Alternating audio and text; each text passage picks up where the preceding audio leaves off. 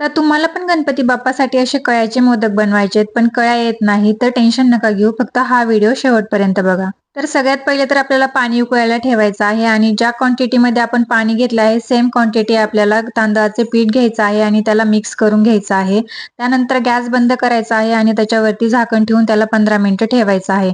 त्या 15 मिनिटात आपल्याला इथे सारण बनवून घ्यायचं आहे. तर व्हिडिओमध्ये दाखवल्याप्रमाणे तुम्ही बनवू शकता आणि लास्टला गॅस बंद करायचा आहे आणि आपल्याला त्याच्यामध्ये विलायची पावडर घालून घ्यायची आहे आणि त्याला थोड्या वेळासाठी तसंच ठेवायचं आहे.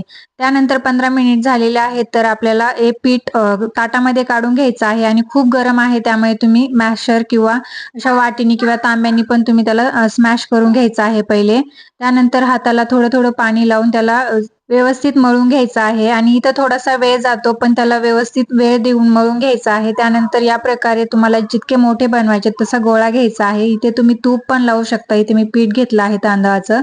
या प्रकारे वाटी बनवायची आहे आणि साधा मोदक तर सगळ्यांना येतो तो करून घ्यायचा आहे. त्यानंतर टूथपिक घ्यायची आहे आणि व्हिडिओमध्ये दाखवल्याप्रमाणे टूथपिक या प्रकारे त्याला प्रेस करून कळ्या पाडून घ्यायच्या आहेत. आता इथे तुम्ही तुमच्या हिशोबाने करू शकतात. 11 किंवा 7 कळ्या करू शकतात. तर बघा या प्रकारे मी सर्व मोदक करून घेतलेले आहेत. त्यानंतर त्याला स्टीमरमध्ये आपल्याला ठेवून 15 मिनिटासाठी वाफ काढून घ्यायची आहे आणि 15 मिनिटानंतर तुम्ही बघू शकतात आपले मोदक किती छान झालेले आहेत आणि कळ्या पण किती सुंदर पडलेल्या आहेत. तर त्यानंतर मस्त त्याच्यावरती तूप टाकायचं आणि खाऊन घ्यायचे. पण त्याआधी कमेंट करून नक्की सांगा तुम्हाला माझी ही ट्रिक कशी वाटली आणि जर आवडली असेल तर व्हिडिओला लाईक, शेअर आणि चॅनलला सबस्क्राईब नक्की करा.